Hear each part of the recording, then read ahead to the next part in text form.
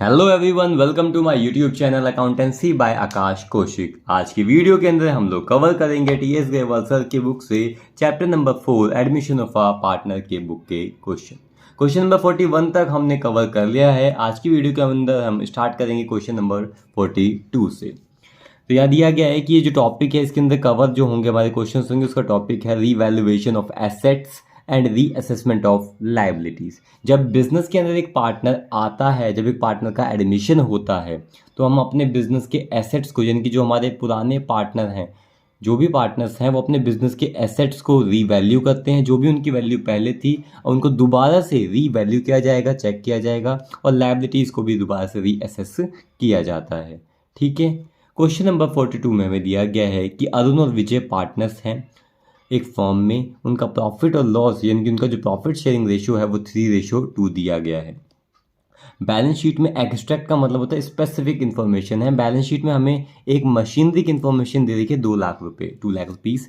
If the value of machinery in the balance sheet is excess by 1/3%, यानी कि balance sheet के अंदर जो मशीन की वैल्यू लिखी गई है 2 लाख रुपए, वो अपनी वैल्यू से कितनी है बेटा, अपनी ओरिजिनल वैल्यू से अगर 33% ज़्यादा लिखी हुई है, लिखा ना एक्स इज एक्सेस वाई, यानी कि अपनी ओरिजिनल वैल्यू से अगर 1/3% ज़्यादा लिखी हुई है अगर ये value, find the value of machinery to be shown in new balance sheet. तो बेटा जब हमें गलती पता लग चुकी है कि हमारी जो वैल्यू है मशीनरी की वो ओरिजिनल वैल्यू नहीं है, वो वैल्यू सही नहीं है, वो ओरिजिनल वैल्यू से कितनी है, ज़्यादा है, 1/3%, तो बेटा इस गलती को हम क्या करेंगे, सुधारेंगे, इसकी एग्जैक्ट वैल्यू को लिखेंगे। तो स्टार्ट करेंगे सॉल्यूशन नंबर 42।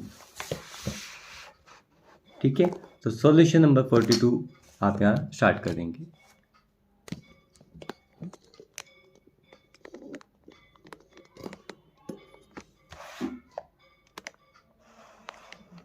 तो बेटा यहाँ क्वेश्चन नंबर 42। तो 42 के अंदर सबसे पहले तो हम क्या करेंगे, हमें एक्चुअल वैल्यू जाननी, तो उसको हम सपोज कर लेंगे x। Let the actual value है ओरिजिनल वैल्यू किस चीज़ की, मशीनरी की। तो लेट द, और एक्चुअल वैल्यू भी आप लिख सकते हैं यहाँ पर, और ओरिजिनल वैल्यू भी आप लिख सकते हैं, ऑफ मशीनरी बी x। हमने उसको x कंसिडर किया अकॉर्डिंग टू क्वेश्चन, जो क्वेश्चन में हमें इंफॉर्मेशन दी गई है उसके हिसाब से हमारे पास जो वैल्यू है वो 2 लाख रुपए है। क्वेश्चन में जो हमें वैल्यू दी गई है मशीन की वो कितनी है, वो है 2 लाख रुपए। वो अपनी एक्चुअल वैल्यू की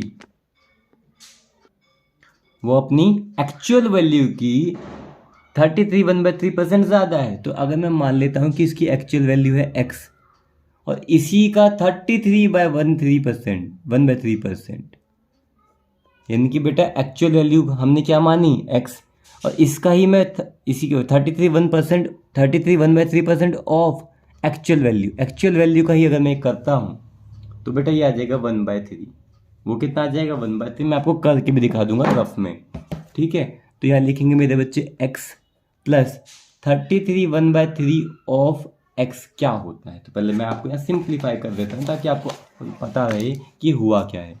तो बेटा 33 1/3% ऑफ x को अगर हम सॉल्व करते हैं तो 33 1/3, मैं आपको एग्जैक्ट वैल्यू बताता हूँ, वो आती है 1/3। वो कैसे आती है बेटा, 33 को, ये है हमारा मिक्स्ड फ्रैक्शन, इसको सिंपल फ्रैक्शन में करेंगे तो बेटा 33 को 3 से करेंगे तो 99, और ऊपर करेंगे ऐड, यानी कि 100/3%।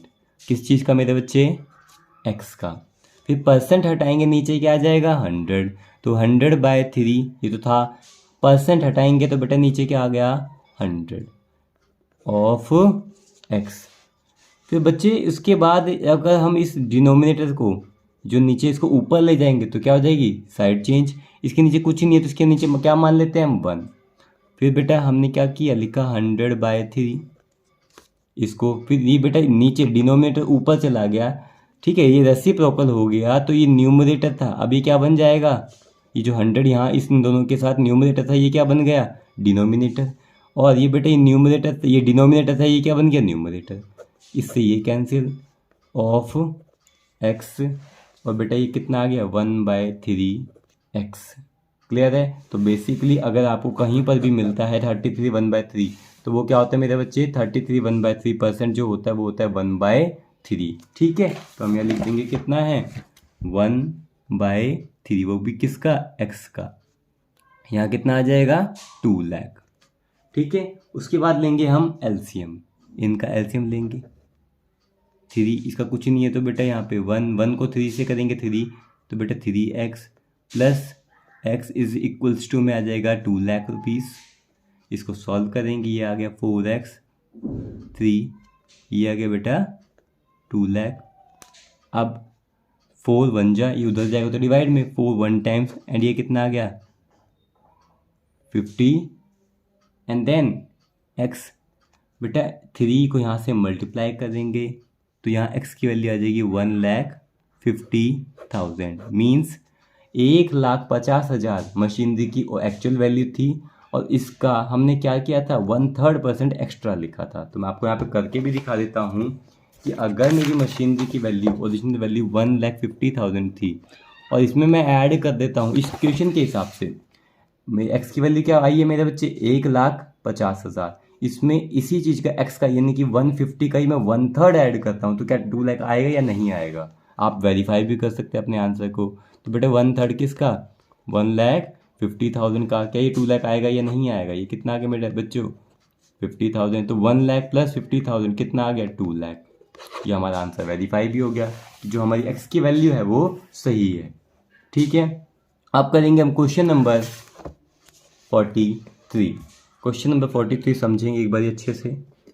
क्वेश्चन नंबर 43 में हमें दिया गया है कि pass entries in the firm's journal for the following on the admission of a partner, यानी कि एक फर्म के एक पार्टनर के एडमिशन पर कुछ एंट्रीज आपको पास करनी है।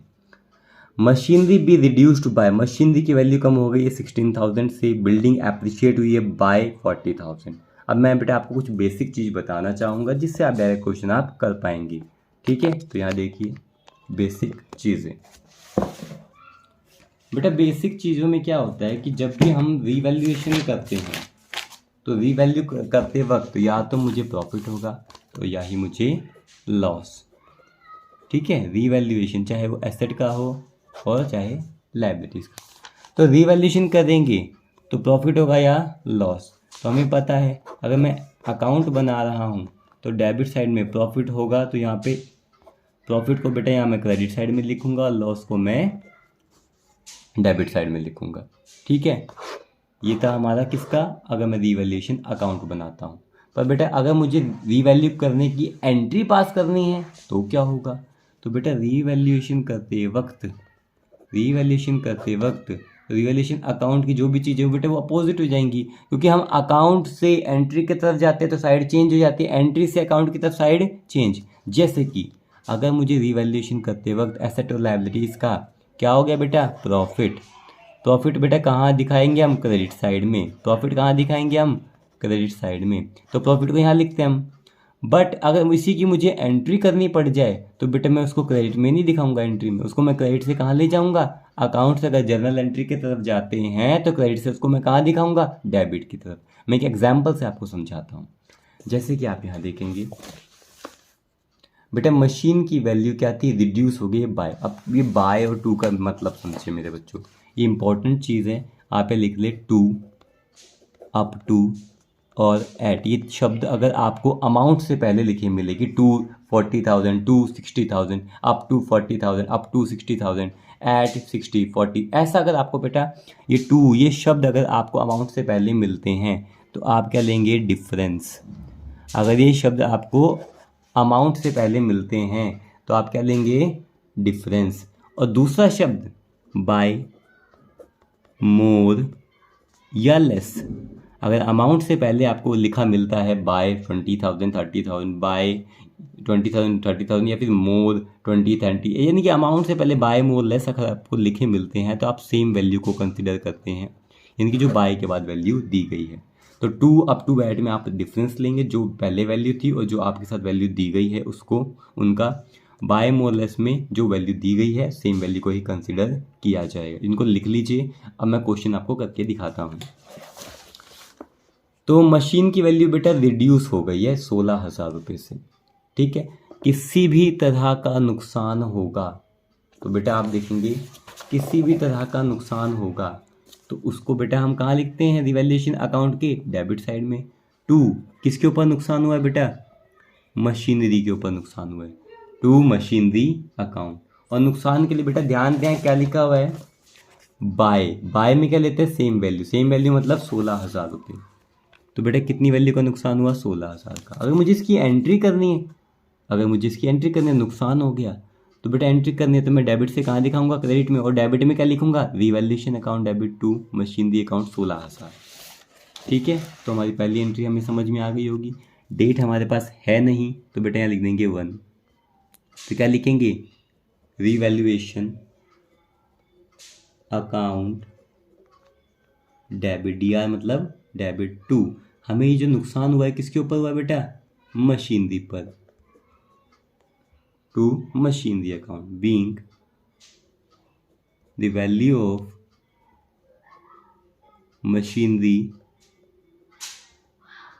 डेप्रिसिएटेड। तो मशीनरी की वैल्यू क्या होगी बेटा, डेप्रिशिएट हो चुकी है, या फिर क्या लिखेंगे, रिड्यूस। तो मशीनरी की वैल्यू क्या हो चुकी है, रिड्यूस। और कितनी रिड्यूस हुई है बेटा, बाय लिखा था 16,000 रुपये, 16,000 रुपीज़।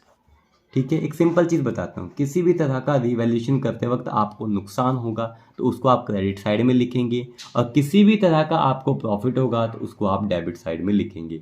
ठीक है, बस इतना ध्यान देना, ज़्यादा टेंशन मत लीजिएगा बेटा। इसी में एक और ट्रांजेक्शन दी गई थी कि बिल्डिंग बी एप्रिशिएटेड बाय मतलब 40,000 को ही कंसिडर करना है।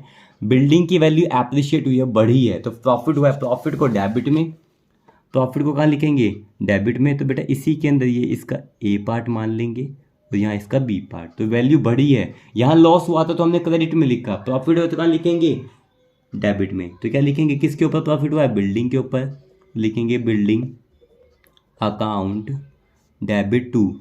ये किसके ऊपर, ये हमें कैसे पता लगा, रिवैल्यूएशन अकाउंट के अंदर में पता लगा है। ठीक है, being the value of building, being the value of building appreciated, value इसकी क्या हो गई, एप्रिशिएट हो गई, बढ़ गई। ठीक है, और बेटा कितनी, वहाँ पर भी क्या लिखा हुआ था, बाय, और कितनी वैल्यू से बढ़ी, 40,000 से। क्लियर है। अब पॉइंट नंबर सेकंड हमें दिया गया है, a provision be created for doubtful debt at the rate 5% of debtor amounting to rupees 80,000। बेटा 80,000 के हमारे डेटर्स थे जिनसे हमें पैसा लेना था, हमें शक है, हमें प्रोविजन बनाना पड़ गया, डाउट है कि हमें 5% पैसा ना मिले। अगर पैसा नहीं मिलेगा तो प्रॉफिट है या लॉस है बेटा, एक लॉस है, और लॉस को हम कहाँ दिखाते हैं, क्रेडिट साइड में। तो डेबिट में क्या लिखेंगे, रिवैल्यूएशन अकाउंट। तो यहाँ लिखेंगे क्या, रिवैल्यूएशन अकाउंट डेबिट, यहाँ लिखा जाएगा revaluation account debit to provision for doubtful debt, provision for doubtful debt account. अब बेटा 80,000 में 5%, 80,000 का 5%, 4,000 रुपये हमारे डूबने के चांसेस हैं कि शायद ये पैसा हमारा डेटर्स ना दे। ठीक है, तो लिख देंगे बीइंग प्रोविजन मेड, या फिर being provision for doubtful date created, provision for doubtful date made या क्रिएटेड। ठीक है, नेक्स्ट हम पढ़ेंगे, नेक्स्ट हमें दिया गया है क्या, provision for warranty claim be increased by. बेटा क्लेम था वो इंक्रीज हो गया, अगर हमारा कोई क्लेम इंक्रीज होता है तो लायबिलिटी है, और लायबिलिटी यानी कि किसी तरह का लॉस है उसको हम क्रेडिट साइड में दिखाते हैं, कितना, 12,000 रुपये से।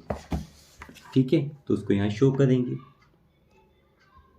और लॉस को हम कहाँ दिखाएंगे, क्रेडिट साइड में। तो डेबिट में क्या लिखेंगे, रिवैल्यूएशन अकाउंट डेबिट, डेबिट में क्या लिखेंगे, revaluation account debit to provision for warranty claim, यहाँ लिखा जाएगा provision for warranty claim account. कितना था प्रोविजन बेटा, 12,000 रुपये। बीइंग करके पूरी नरेशन को, ठीक है, एज इट इज लिख देंगे, being provision for warranty claim increased, जो क्लेम था बेटा वो क्या हो गया, इंक्रीज हो गया है। ठीक है, कितनी अमाउंट से, 12,000, फिर लॉस हो गया। नेक्स्ट आप यहाँ देखेंगे फर्नीचर। फर्नीचर हमारे बिजनेस का क्या होता है, एक एसेट होता है जिसकी बुक वैल्यू, बुक में वैल्यू कितनी लिखी हुई थी, 50,000, is to be reduce to by. बेटा बाय में क्या होता है, गिवन परसेंट, यानी कि नुकसान हो गया, 40% का नुकसान हो गया। तो 50,000 का 40% कितना हो गया बेटा, 20,000 रुपये का नुकसान हो गया। ऐसा नुकसान होगा तो बेटा उसको कहाँ दिखाते हैं हम, क्रेडिट साइड में। तो डेबिट में क्या लिखेंगे, फर्नीचर, बिल्कुल नहीं, फर्नीचर का प्रॉफिट होता तो लिखते, तो इसको डेबिट में क्या लिखेंगे हम, रीवैल्यूएशन। पॉइंट नंबर है हमारा 4, तो यहाँ लिखेंगे revaluation account debit, revaluation account debit to furniture account, कितना, 20,000। अब आप कहोगे सर ये 20,000 कहाँ से आया, वहाँ पे तो वैल्यू क्या लिखी थी, 50,000। बेटा उन्होंने बोला ना कि नुकसान कितना हो गया, 40% का नुकसान हो गया बाय।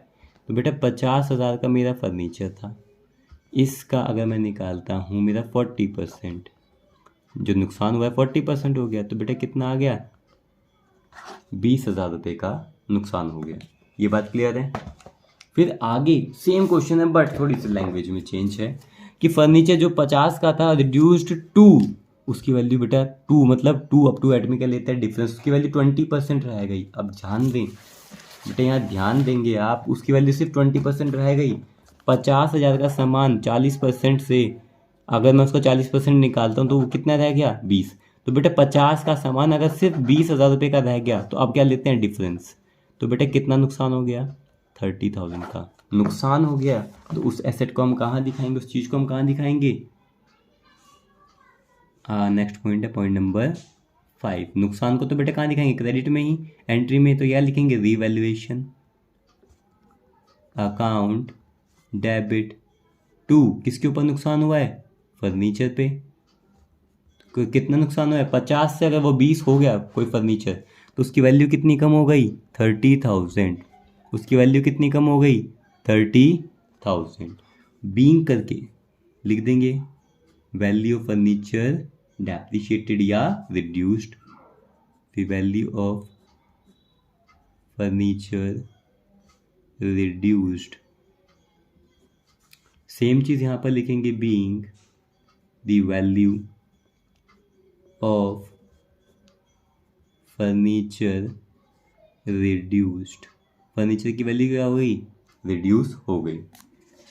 उसके बाद आप यहाँ देखेंगे पॉइंट नंबर कौन सा है हमारा, 44, क्वेश्चन नंबर 44। यहाँ समझेंगे पहले तो क्वेश्चन को।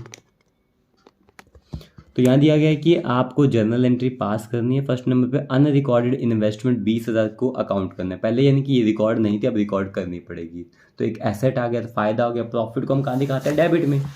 प्रॉफिट को हम कहाँ दिखाते हैं, डेबिट में। तो यहाँ लिखेंगे प्रॉफिट हुआ है तो डेबिट में शो कर दिया जाएगा, पॉइंट नंबर 1। और प्रॉफिट किसके ऊपर है, इन्वेस्टमेंट पे। तो प्रॉफिट को हम कहाँ दिखाते हैं, यहाँ पे रिवैल्यूएशन अकाउंट से, इन्वेस्टमेंट अकाउंट डेबिट। और 2 कैसे पता लगा ये प्रॉफिट, हमें रीवैल्यू करते वक्त पता लगा, टू रिवैल्यूएशन अकाउंट। और कितना प्रॉफिट है, 20,000 रुपीज़ का। फिर बीइंग करके आप नरेशन लिख दें, बीइंग अनरिकॉर्डेड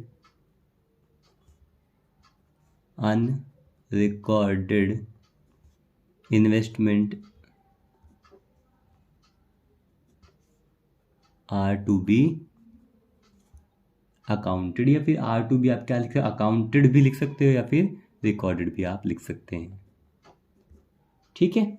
नेक्स्ट पॉइंट क्या दिया गया है कि unrecorded liability towards supplier for 5,000 is to be accounted. हमने लायबिलिटी को पहले रिकॉर्ड नहीं किया था पर अब उसको रिकॉर्ड करेंगे, तो लॉस हो गया। लॉस को हम कहाँ दिखाते हैं, लॉस को दिखाया जाता है क्रेडिट में, प्रॉफिट को डेबिट में, लॉस को क्रेडिट में। तो यहाँ क्या लिखेंगे, रिवैल्यूएशन अकाउंट डेबिट। उस लायबिलिटी को हम क्या मानते हैं, जब भी अनरिकॉर्डेड लायबिलिटी की बात आती है तो उसको हम क्या मानते हैं, क्रेडिटर मानते हैं। ठीक है, तो लिख देंगे सन्ड्री क्रेडिटर। आप डायरेक्ट क्रेडिटर भी लिख सकते हैं, सन्ड्री ना लिखना चाहे तो भी कोई इश्यू नहीं है।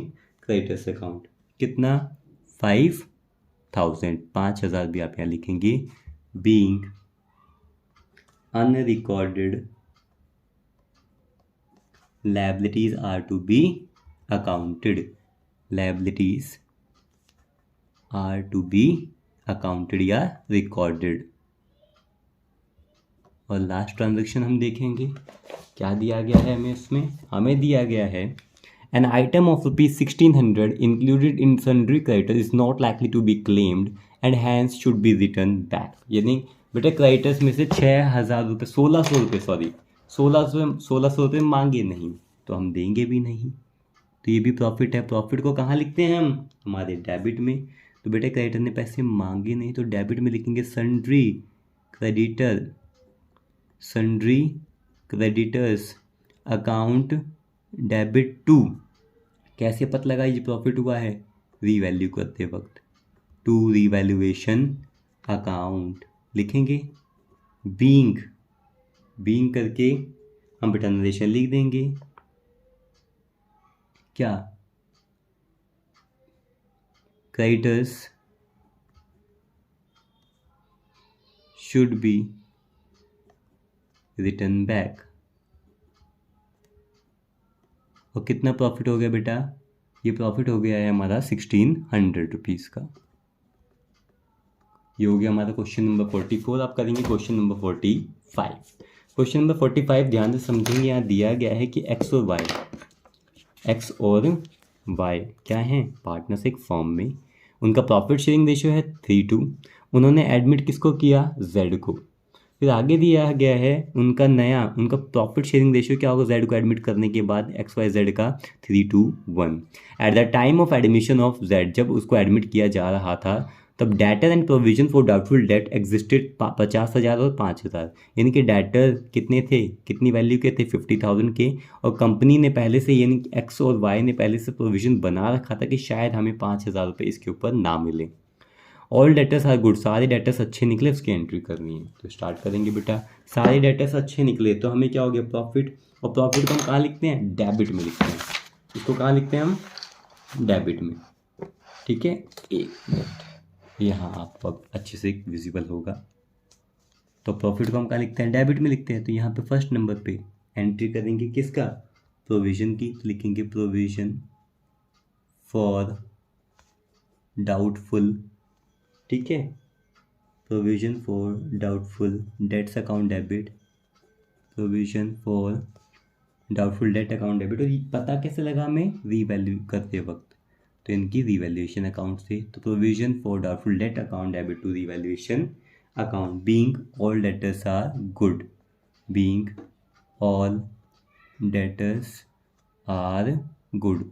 ऑल डेटर्स आर गुड का मतलब सभी डेटर्स ने पैसा दे दिया। यानी कि जो हमने प्रोविजन बनाया था 5,000 रुपीज़ का वो ख़त्म हो गया।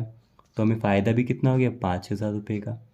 बेटा फ़ायदा हो गया तो ये पैसा किसको मिलेगा, पार्टनर्स को मिलेगा। तो यहाँ समझेंगी कि दूसरी एंट्री कहाँ से आ रही है।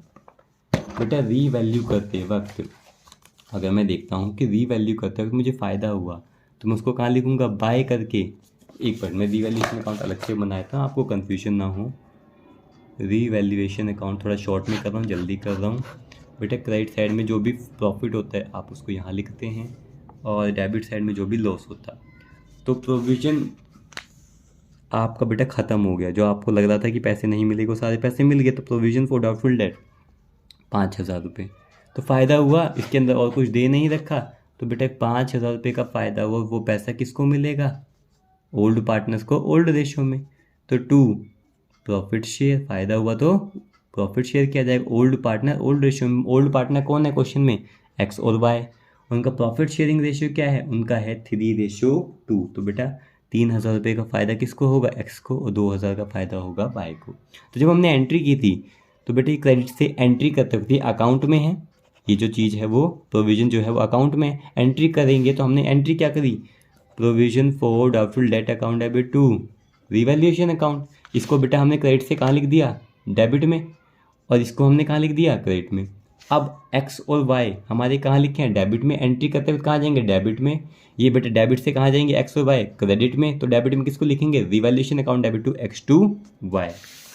ठीक है, तो यह लिखा जाएगा फ़ायदा हो गया बेटा लिखेंगे revaluation account debit to X capital account to Y's capital account. तो रीवैल्यू करते वक्त फ़ायदा कितना हुआ था 5000 का।